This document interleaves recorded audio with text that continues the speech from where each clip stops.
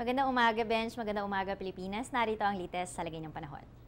Sa patuloy na paglapit ng low pressure area na ating binabantayan dito sa Kalupaan ay patuloy itong nagdadala ng pag-ulan sa mga apektadong lugar.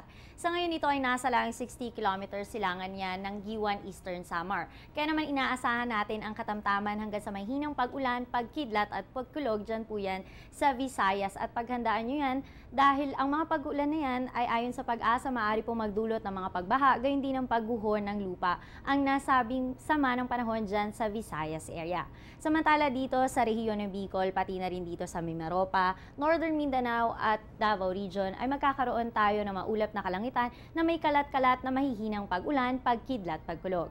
At dito naman sa atin sa Metro Manila at natitira pang bahagi ng bansa ay asahan ng maliwalas at maalinsangan ng panahon na may kasamang isolated rain showers and thunderstorms. At para sa mga maglalayag ngayong araw ayon sa pag-asa ay huwag munang pumalaot ang mga mandaragat na may maliliit na sasakyang pandagat dyan po yan sa baybayin sa silangan ng Visayas. Dahil maging mapanganib ang karagatan para sa inyo, dulot pa rin yan ng sama ng panahon. At para sa magiging tracking o maaaring patunguhan ng low pressure area na ito ayon sa panayam natin kanina kay weather forecaster Jun Galang, kung hindi mag-dissipate o malusaw ang nasabing sama ng panahon ay inaasahang didikit ito dyan sa Eastern Visayas. Dadaan ito ng Masbate, Visayas area patungo yan ng Mindoro. Dagdag pa dito maaaring mahagip tayo ng mga kaulapan dito yan sa Metro Manila sa dadating po yan na Huwebes, kaya pwedeng magdulot yan ng mga pag-ulan dito. Kaya mga kababayan, makatutulong pa rin magdala ng payong bilang panangga sa araw at pati na rin sa ulan. At yan muna ang latest sa lagay ng panahon. Magbabalik kami matapos ang isang paalala.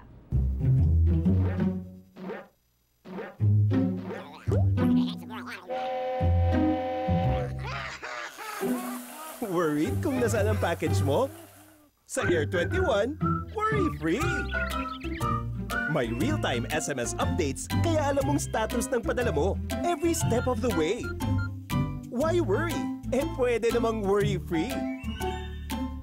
Sa Air 21, sagot ko, padala mo.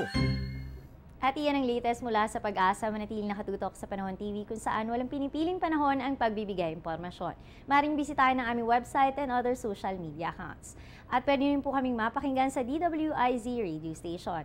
Ako ang inyong nakasama ngayon, ang inyong weather guarding na nagsasabing kahit anong panahon, may pag-asang bumangon. Magandang umaga, back to you, Bench.